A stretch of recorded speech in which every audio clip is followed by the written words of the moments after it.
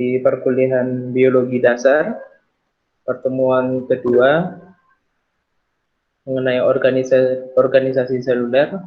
Kita akan membahas tentang sel. Nah, di waktu SMA kalian pasti sudah tahu itu apa tentang sel dan lainnya gitu. Mungkin untuk mengingat bisa dijelaskan apa pengertian dari sel itu dari Ivon, Miftah, kemudian Nurun.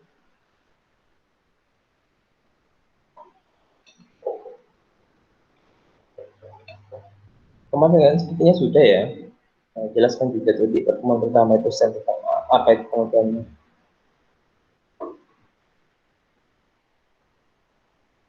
Tidak ada ya? Yaitu sel itu adalah unit terkecil dari suatu makhluk hidup. Nah, di sini akan dijelaskan organisasi kehidupan mengenai sel. Di sini adalah gambaran dari suatu sel. Ini bisa dari sel tumbuhan atau sel hewan, tapi menurut saya ini adalah sel hewan karena tidak memiliki dinding sel.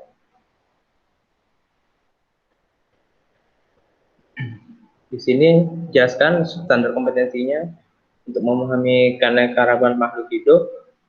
Kemudian kompetensi dasarnya mendeskripsikan keragaman pada sistem organisasi kehidupan, mulai dari sel sampai menjadi organisme. Nah, ini adalah contoh-contoh sel.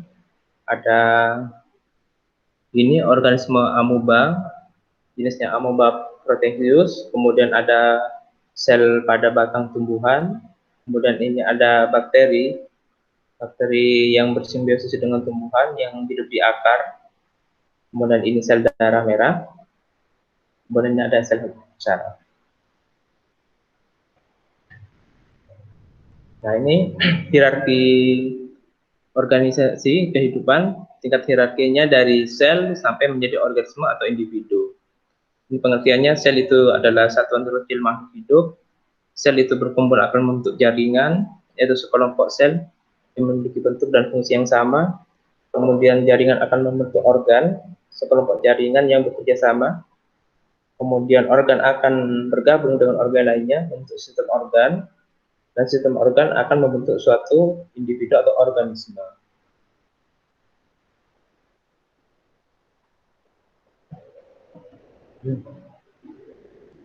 Nah, sejarah sel itu sudah kalian ketahui ya di waktu SMA. Ini penemunya adalah Robert Hooke. Dia itu meneliti sel mati dari sayatan gabus. Kemudian itu diteliti lagi pada suatu mikroskop dan diteliti itu bahwa sel itu adalah satuan terkecil dari penyusun tubuh makhluk hidup. Kemudian makhluk hidup itu terbagi menjadi dua, ada yang uniseluler, makhluk hidup yang terdiri hanya dari satu sel saja, yaitu pada organisme prokaryotik. Ada yang tahu itu prokaryotik atau apa artinya?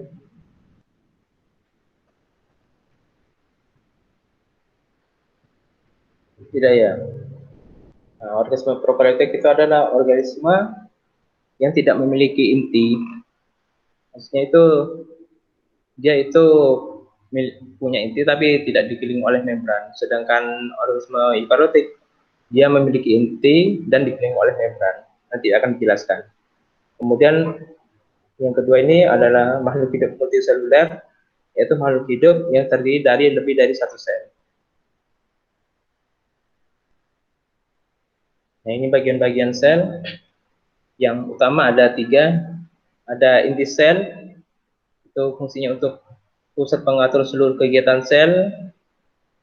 Fungsinya itu untuk pembelahan, sel-sel yang akan membelah dan akan menjadi suatu perkembangan sel. Kemudian ada cairan sel atau sitoplasma, cairan di luar inti sel, dan nukleoplasma, cairan di dalam inti sel. Kemudian ada membran sel, terdiri dari lipoprotein untuk mengatur keluar masuknya zat dari dan ke dalam sel.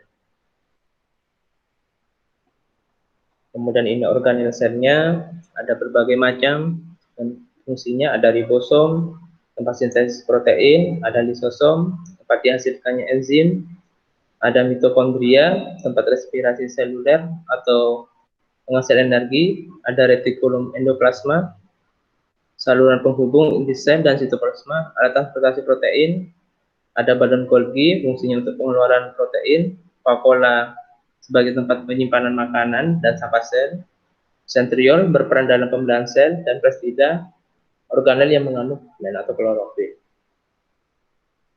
Nah, dari organel sel ini tentu akan dilihat itu perbedaannya pada sel hewan dan sel tumbuhan. Ada tidaknya organel ini. Nanti akan pada slide berikutnya akan dijelaskan.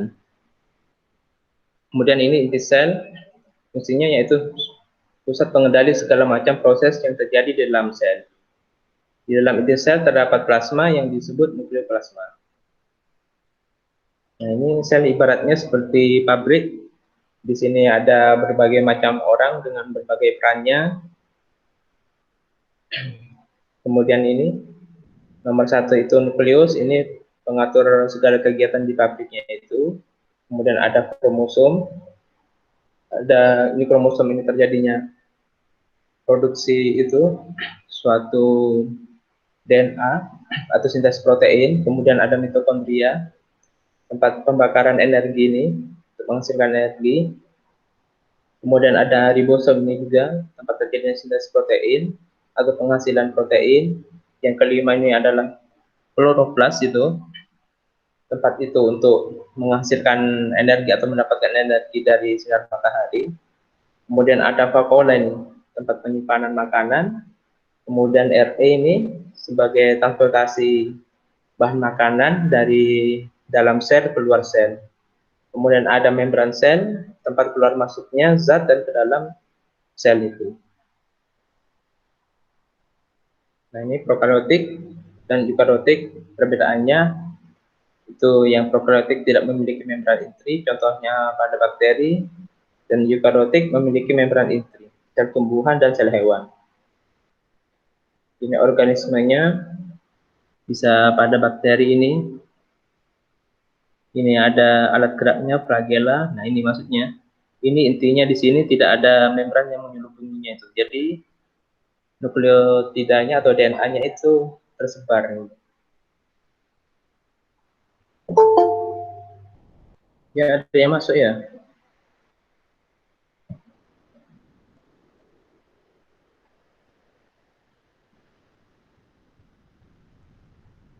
Ya tadi siapa yang masuk ya?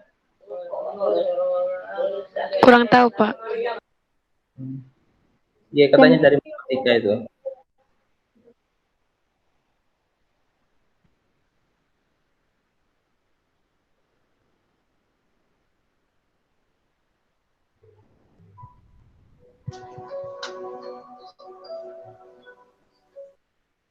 Ya, selamat datang Haki Datul Jannah ya di perkuliahan biologi dasar. Untuk hari ini kita sudah ke pertemuan kedua bahasan organisasi seluler. Untuk pokok bahasan yang kemarin nanti bisa diunduh saja di Google Classroom atau bertanya-tanya nanti ke teman-teman biologi di sini. Nanti saya minta kontaknya itu. Iya, Pak. Oke, ya. Oke, lanjut ya. Sekarang ke eukaryotik. Eukaryotik itu mengandung inti sel yang dikelilingi oleh membran. Nah, ini bisa dilihat di sini. Supaya saya besarkan saja.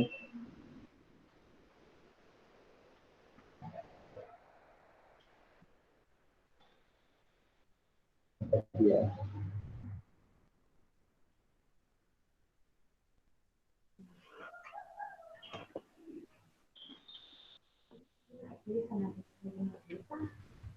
Nanti bisa dilihat sendiri ya, nanti di sini bisa bertanya-tanya juga teman-teman yang baru.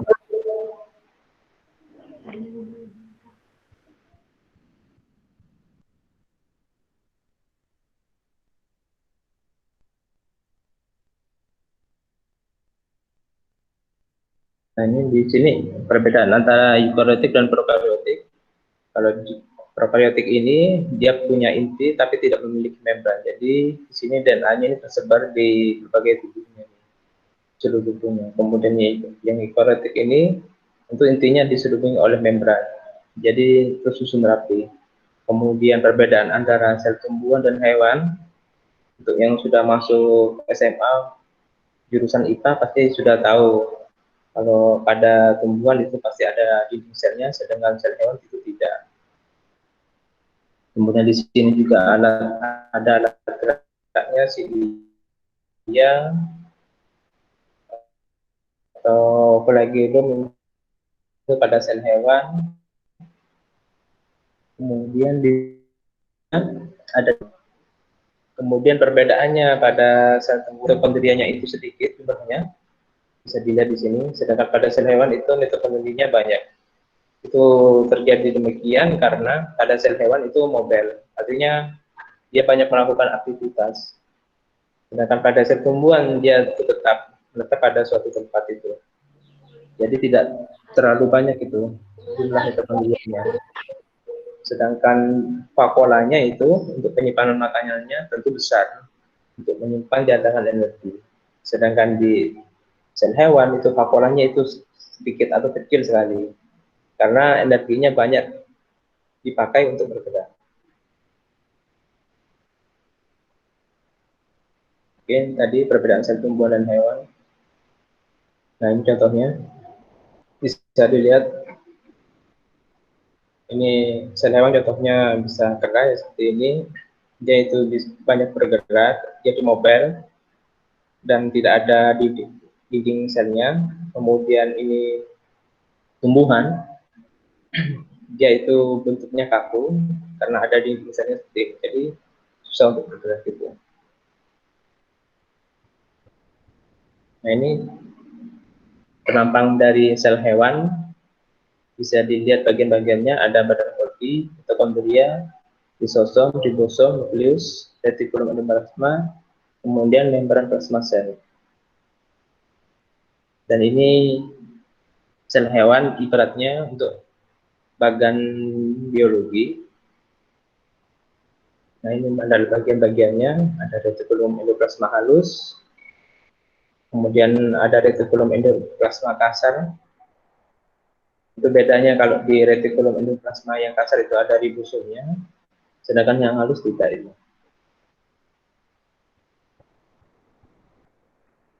Kemudian ini untuk sel tumbuhan, penampang menitangnya seperti ini, bagian-bagiannya. Ada sel, membran sel, aparatus Golgi, ada kloroplas, tentunya yang tidak dimiliki oleh sel hewan. Kemudian ada membran vakuola, kemudian ada rapid ini mitokondria, sitoplasma, aminoklas. Kemudian vakuolanya itu bentuknya besar itu untuk menyimpan makanan. Kemudian ada RE kasar dan RE halus, dan ada badan Golgi. Nah, ini ibaratnya sel tumbuhan, ibaratnya seperti roti yang bentuknya itu kaku dengan berbagai organelnya.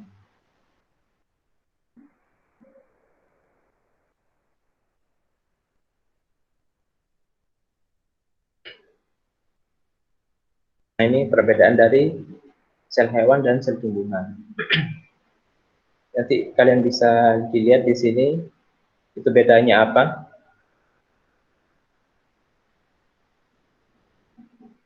Nah, ini perbedaannya dalam bentuk tabel dari berbagai organel ya. Dari hal yang utama, untuk dinding sel hewan itu tidak ada, sel tumbuhan itu ada, mitokondria pada sel hewan itu banyak, sedangkan sel tumbuhan itu sedikit, plastida, sel hewan tidak ada, sel tumbuhan ada, vakuolanya sel hewan itu kecil, karena untuk menyimpan energi itu tidak banyak diperlukan. Kemudian sel tumbuhan itu banyak, karena nutrisi yang diperlukan tumbuhan yaitu dari satu tempat itu saja. Kemudian sentriol, sel hewan itu ada untuk alat bergerak, sel tumbuhan itu tidak ada.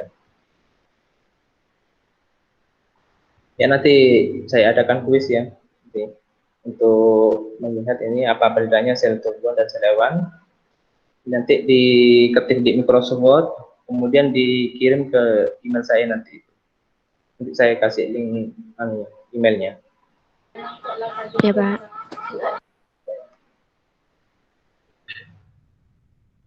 Kemudian ini mekanisme transfer pada sel. Nah, mekanisme transfer ini terjadi pada membran plasma. Itu apa ya? Bagian subhubung dari membran plasma itu untuk terjadinya transportasi atau pengangkutan zat dari dalam dan keluar sel. Nah, fungsi membran plasma yaitu tempat keluar masuknya ion, molekul, dan senyawa dari atau ke dalam sel dengan menggunakan suatu proses tertentu. Terdiri dari transfer pasif dan transfer aktif. Nah,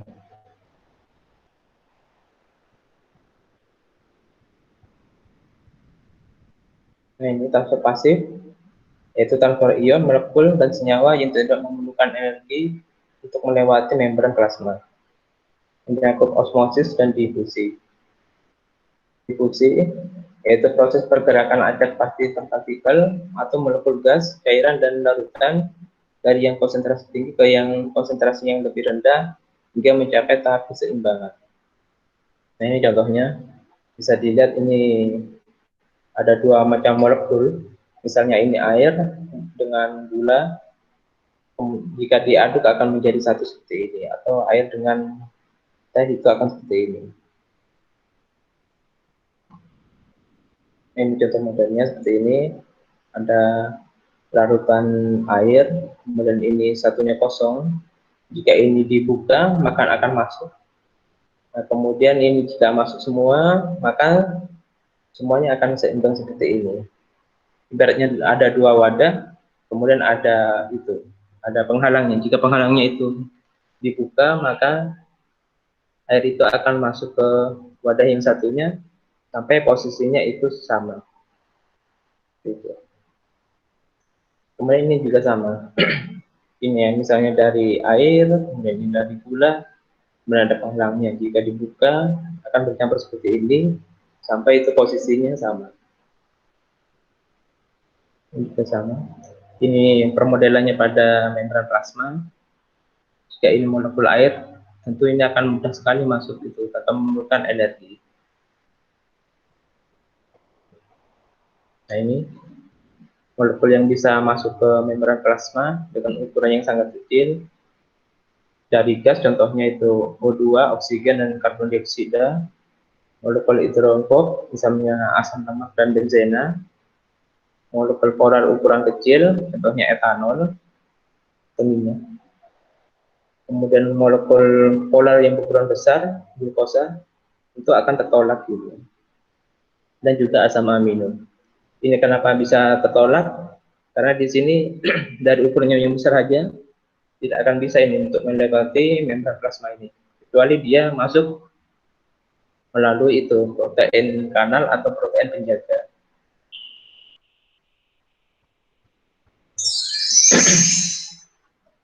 Kemudian ke difusi, ada protein karier dan protein kanal. Protein karier itu protein pembawa berubah dua bentuk sehingga menggerakkan zat terlarut menyeberangi membran saat berubah bentuk. Nah, ini.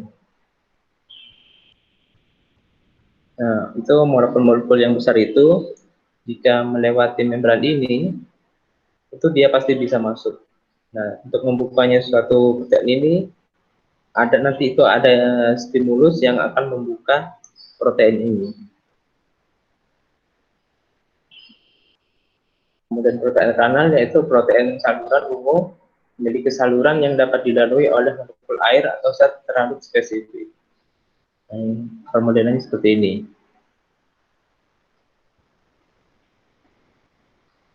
Kemudian osmosis yaitu lewatnya zat larut akibat perbedaan tekanan osmosis melalui membran selektif permeabel. Dari konsentrasi zat larut yang rendah, hipotonis, ke konsentrasi zat larut yang tinggi atau hipertonis.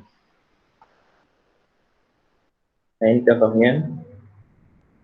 Itu pori-pori pada membran sintetik ini terlalu kecil untuk dilewati molekul gula, namun cukup besar untuk dilalui air. Bagaimana hal ini terjadi? Itu karena terjadi adanya perbedaan tekanan di sini.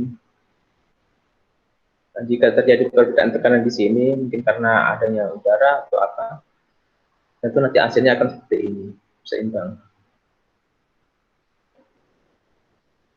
Air melintasi membran dari wilayah yang berkonsentrasi zat terlarut lebih rendah ke wilayah yang berkonsentrasi zat terlarut lebih tinggi sampai konsentrasi zat terlarut pada kedua sisi membran itu setara. Nah, itu kenapa osmosis itu penting bagi sel dan manusia. Nah, itu fungsinya kenapa? Yaitu sel dihapus oleh air yang diproduksi oleh sel respirasi. Jadi maksudnya itu sel itu menghapus air yang dihasilkan oleh sel respirasi gitu. Jadi itu kenapa osmosis itu pada manusia itu penting tuh untuk terjadinya suatu keseimbangan pada manusia, misalnya pengaturan suhu tubuh gitu. Jika kita banyak melakukan aktivitas, tentu suhu tubuh kita akan naik gitu. Nah, untuk hal itu maka akan terjadi osmosis gitu. Kemudian ini sel usus besar mentransport atau melokasikan itu air ke aliran darah. Kemudian ini sel ginjal menghasilkan urin. Nah, usaha sel hidup untuk menjaga tekanan osmosisnya itu disebut homeostasis.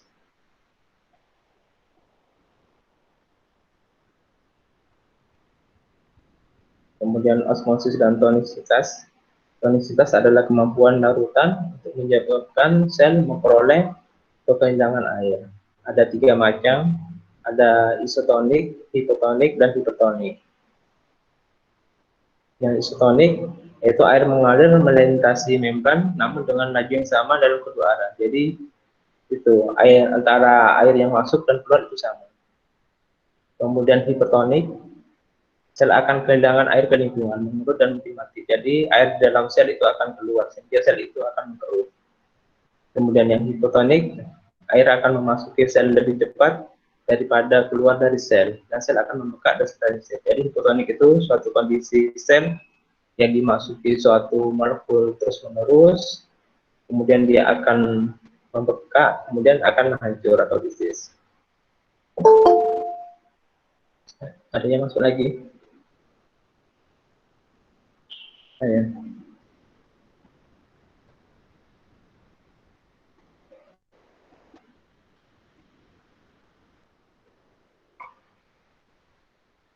Ini baru masuk ya.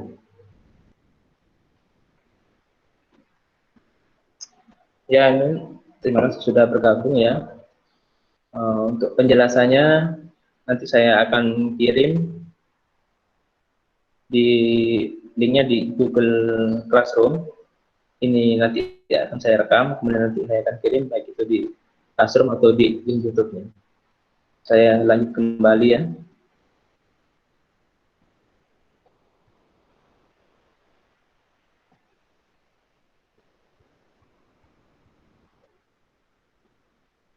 Nah, ini ada suatu contoh ya, 3 larutan baik dalam kondisi hipotonik, isotonik, dan hipertonik.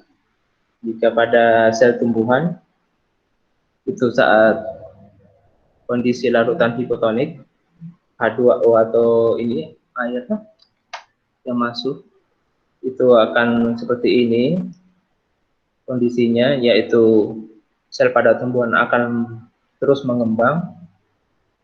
Kemudian saat larutan isotonik antara H2O yang masuk dan H2O yang keluar itu sama. Jadi kondisi sel tumbuhan di dinding selnya ini akan tetap seperti ini. Maksudnya itu tetap stabil itu, tidak ada perubahan baik itu membuka atau menurun.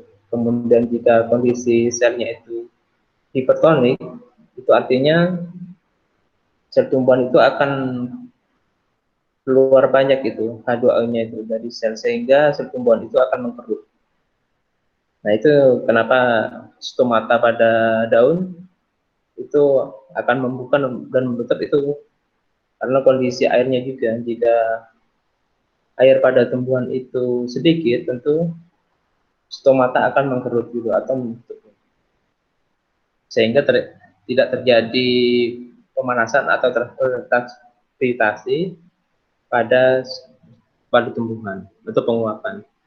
Kemudian pada sel hewan saat larutan hipotonik kondisinya akan seperti ini, sama membekak itu. Kemudian saat isotonik antara air yang masuk dan keluar pada sel darah merah itu akan stabil. Kemudian saat larutan hipertonik pada sel darah merah ini akan mengkerut dan hancur. Nah, dari sini itu disimpulkan sel hewan berada dalam kondisi yang paling baik, yaitu dalam keadaan yang isotonik, jadi seimbang. Antara air yang keluar dan masuk itu akan menyebabkan sel pada kita itu, misalnya sel darah itu akan tetap seimbang seperti ini. Tidak terjadi pembengkakan atau terjadi pengurutan. Sedangkan pada sel tumbuhan, kondisi yang paling baiknya itu dalam keadaan yang hipotonik, gitu. Kelebihan air seperti ini. Nah, di mana pada akhirnya itu yang kelebihan air ini diseimbangi oleh dinding yang mendorong sel itu. Jadi tidak akan terjadi pembengkakan yang terus-menerus dan akhirnya itu rusak. Tapi jika air terlalu banyak tumbuhan diberikan air yang terlalu banyak, tentu ini juga akan pecah dinding selnya sehingga menyebabkan itu tumbuhan akan mati.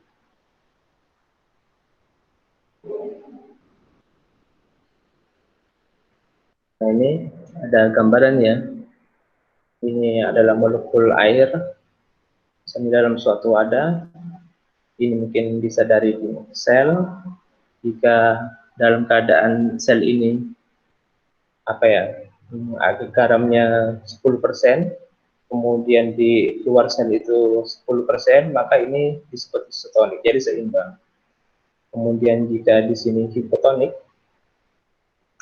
yaitu maksudnya di sini itu garamnya 20%, kemudian di sini di luar sel itu 10%, maka semua akan tertarik itu ke dalam sel.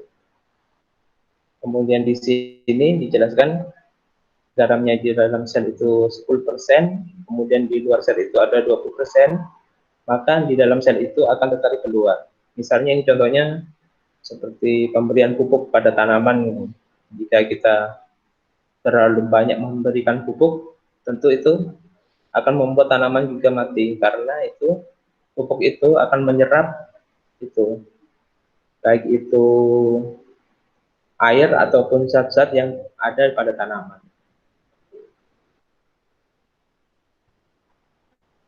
Nah, ini contohnya lainnya dari kondisi hipertonik, hipotonik, dan isotonik. Nah, ini larutan yang hipertonik seperti ini. Kemudian hipotonik seperti ini. Ini pada sel ya. Kemudian transfer aktif. Saat terlarut melawan gradien konsentrasi, melintasi membran plasma dari sisi yang konsentrasinya lebih rendah ke sisi yang konsentrasinya lebih tinggi. Kemudian transfer aktif itu pasti membutuhkan protein. Nah, protein ini menggunakan energi yang dalam bentuk ATP, adenosin trifosfat. Contohnya pompa natrium kalium. Nah, ini contoh dari transfer aktif, yaitu pompa natrium kalium. Di sini dijelaskan pengingatan sitoplasma Na+, protein stimulus oleh fosforilasi dengan ATP. Di sini Na+-nya ini yang ada melekat pada protein, kemudian ada ini fosfornya akan membuka seperti ini. Kemudian ini fosforilisasi ini menyebabkan protein mengubah bentuknya sehingga Na+ akan keluar. Kemudian perubahan ini bentuk dari protein menyebabkan Na+ itu keluar dan ini jadi pengikatan kalium ke dalam seperti ini ke proteinnya. Kemudian pengikatan K+ ini melepaskan kelompok ini fosfat. Nah, kelompok fosfat yang di sini akan dimasukkan ke dalam sel. Nah, setelah K+ dimasukkan ke dalam sel, Na+ itu kemudian akan menerima kembali seperti ini, akan masuk lagi ke protein ini dan akan siklusnya berulang seperti ini. Nah, ini ya videonya di sini. Ini tidak bisa diputar. Saya next berikutnya aja. Nah, ini tinjauan ulang tafsir pasif dan aktif. Jika tafsir pasif itu molekul atau zat itu bisa masuk ke dalam membran atau melalui protein kanal itu tanpa melalui tanpa menggunakan energi ATP, jadi bisa masuk saja itu, baik itu ke membran plasma ataupun melalui protein kanal atau protein pembantu di sini. Sedangkan travel aktif itu untuk keluar masuknya zat itu melalui protein ini pembantu, kemudian itu membutuhkan energi. Kemudian di sini diceritakan juga pada slide sebelumnya, jika transfer pasif itu tidak melawan gradien konsentrasi, bisa dari konsentrasi yang tinggi ke konsentrasi yang lebih rendah. Kemudian transfer pasif aktif ini melawan gradien konsentrasi, tidak harus dari konsentrasi tinggi ke rendah, tapi dengan adanya energi itu akan ini masuk ini zat-zat yang terlalu melalui protein ini dengan adanya ATP atau energi. Nah ini contohnya, yaitu pasif itu saat berdifusi menurun gradien konsentrasi, sedangkan aktif melawan gradien konsentrasi dengan adanya energi ATP. Kemudian transfer massal melintasi membran plasma, ada eksitosis, yaitu vesicle transfer bermigrasi ke membran plasma, menyatu dengan membran tersebut dan melepaskan isinya. Kemudian ada endositosis, yaitu molekul memasuki sel di dalam vesikel yang melekuk ke arah dalam dan dari membran plasma. Ada 3 tipe endositosis, yaitu fagositosis, pinositosis, dan endositosis disertai reseptor. Ini fagositosis, contohnya bisa dilihat di sini. Kalau menurut saya ini adalah sel darah putih ya. Ini sel darah putih pada tubuh kita. Ini ada membran plasma.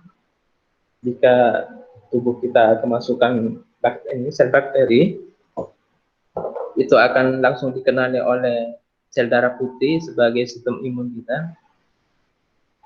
Setelah dikenali, kemudian sel darah putih tersebut akan membentuk suatu kantong ini untuk mengikat bakteri. Kemudian bakteri tersebut akan dikurung dalam suatu kantong ini, kemudian dimasukkan ke dalam sel darah putih tersebut dan kemudian dihancurkan. Nah, setelah dihancurkan itu akan dikeluarkan melalui proses eksitosis. Nah ini, jadi fungsinya eksitosis ini adalah mengeluarkan itu sel-sel yang sudah tidak begitu penting lagi di dalam tubuh.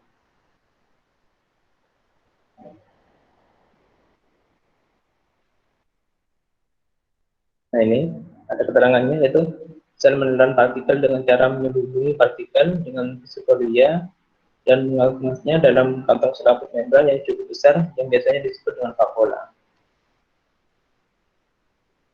Kemudian pinositosis, itu sel menebuk semua zat yang terlarut, itu zat yang tidak bersifat spesifik. Nah ini contohnya. Jadi apa saja yang masuk, baik itu bakteri ataupun hal lainnya, itu akan dicerna oleh ini pinositosis. Bisa dari sel darah merah itu untuk mencerna sari-sari makanan atau hal lainnya itu dalam tubuh. Kemudian endositosis diperantarai reseptor dan membran tertanam reseptor spesifik yang terpapar ke cairan ekstraseluler. Protein selaput menghadap ke sitoplasma. Nah ini ringkasannya dari 3 endositosis itu. Ini misalnya pada tadi itu bakteri yang dimakan oleh sel darah putih.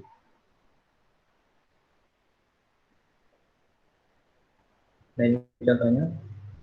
Yang dari yang tadi itu ada fagositosis, ada partikel masuk kemudian ada pseudopodia, kemudian dimasukkan ke dalam kantong dan dihancurkan. Ini pinositosis pada sitoplasma. Apapun yang masuk akan dimasukkan ke dalam kantong untuk dicerna. Kemudian energi yang diperintahi reseptor ini ada reseptor pengenalannya, baik itu protein atau hal lain yang dikenali akan dilapisi oleh protein pelapis dan dimasukkan ke dalam kantong vakuola.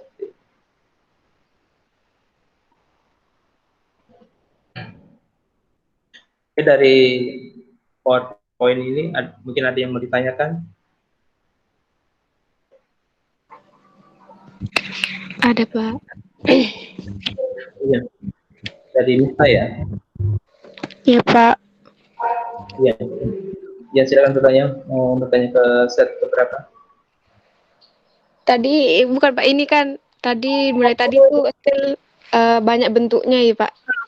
Itu apakah emang terbentuk secara alamiah atau ada hal yang berpengaruh terhadap bentuk sel itu sendiri, Pak? Oh, maksudnya itu ya, bentuk dari sel itu apakah terbentuk secara alami atau Ada ada? yang berpengaruh.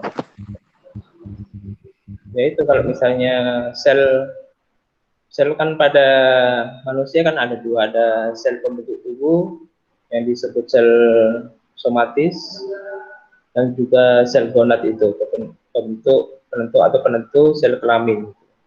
Nah, untuk sel tubuh itu biasanya itu kalau misalnya belajar tentang genetika ya, materi genetik yang dari orang tua akan diturunkan kepada anaknya itu. Bisa dari sel tubuhnya. Nah, jadi sel tubuh itu akan sama itu dengan induknya itu. Jika misalnya untuk hidungnya mancung, nah dari orang tuanya tentu akan diturunkan ke anaknya itu. Jadi sel tubuhnya itu misalnya ini seperti ini, mungkin sel tubuh dari anakannya seperti ini ya, untuk membentuk suatu sel hidung, kemudian kemudian ayahnya juga sama seperti ini, tentu itu akan sama itu dengan parentalnya atau orang tuanya seperti itu.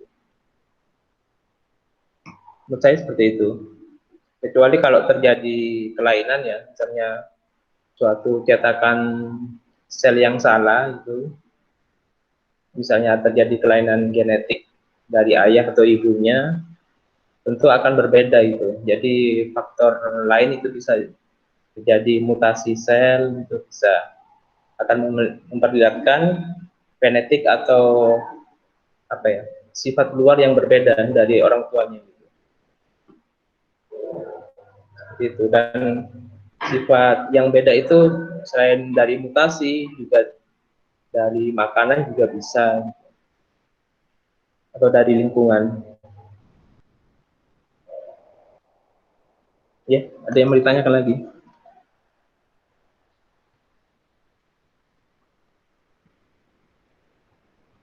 Ya, lainnya ada yang mau bertanya?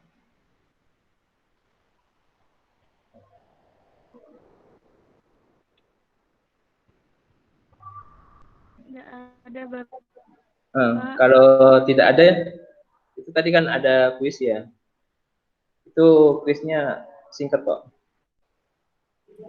Bapak, gimana kalau misalkan kuisnya itu saya tulis tangan, Pak?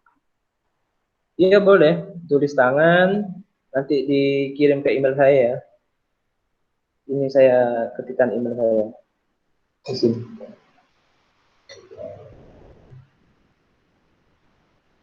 Sebentar ya.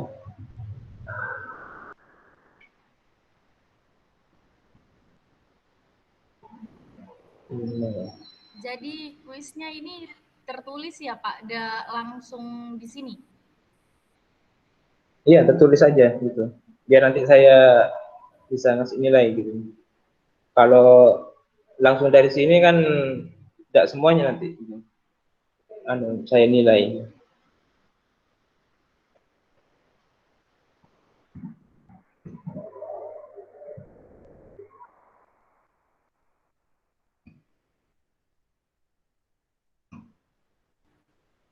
Untuk materi di share di mana ini Pak?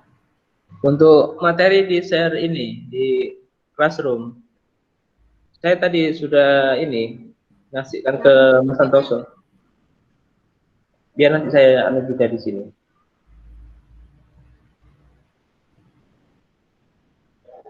Sebentar ya. Coba saya dulu.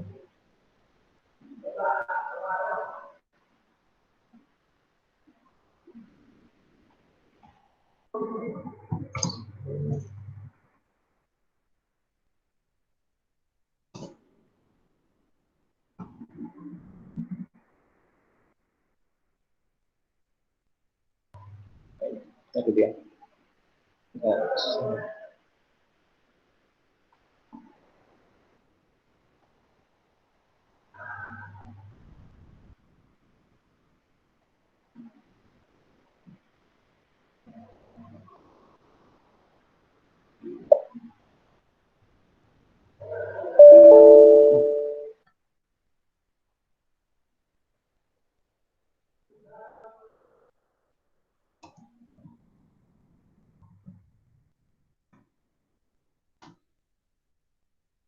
Nah itu, ini kelas biologi UNAS @gmail.com itu @nya bisa saya tambahkan itu.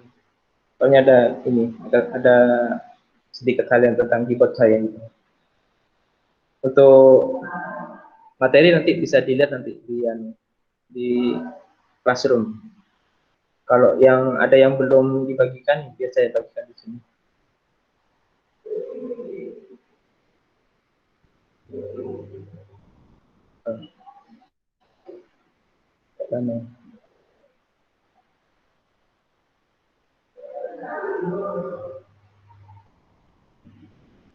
Sebentar.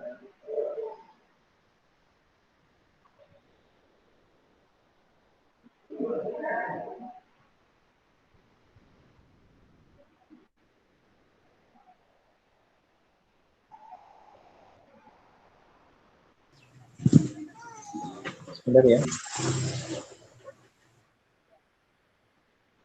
Pak, kuis yang gimana? Ya, Pak.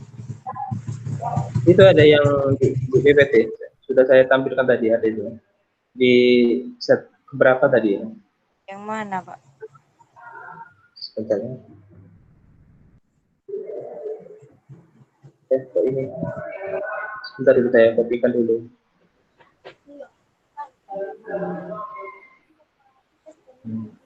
Jadi salin.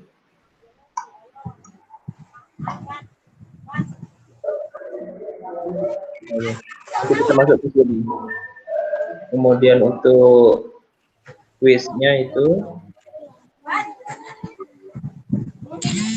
nah ini ada di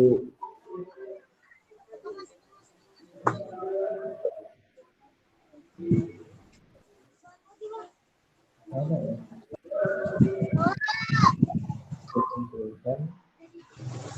Nah ini ada di PPT slide nomor 22 itu. Berdasarkan gambar itu nanti kalian itu sebutkan perbedaan sel tumbuhan dan sel hewan. Berdasarkan keterangan itu saja. Apa bedanya? Maksud gimana, Pak? Di slide PPT nomor ini halaman ke-22 itu, slide ke-22 itu ada kuis. Nah, itu kan di situ ada dua gambar, ada gambar sel tumbuhan dan sel hewan. Nah, kalian itu buat tabel ya.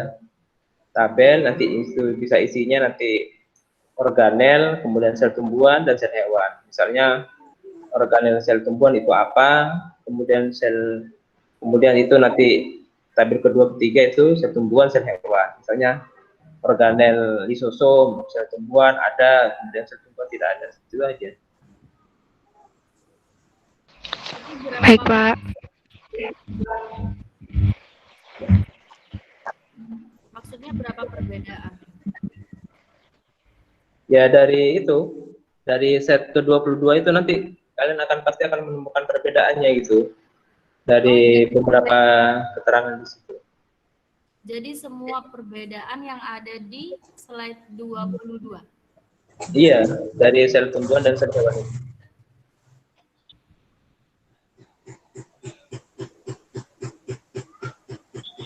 Ada yang mau ditanyakan lagi?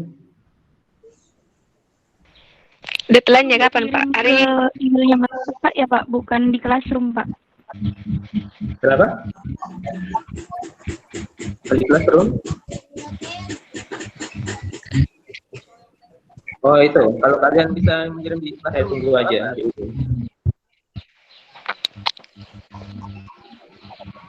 iya, Pak. Sebentar kan?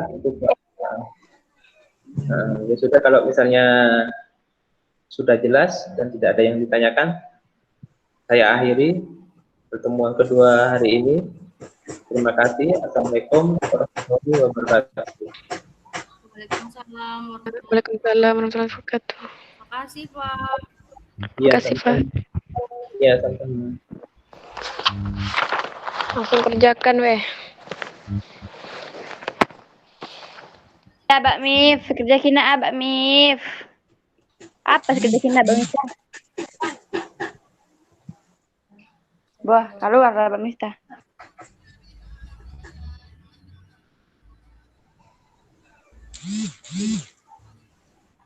Pakai apa Pak? Diskon, Jo. Tak diskon. Nah, bonus 100 per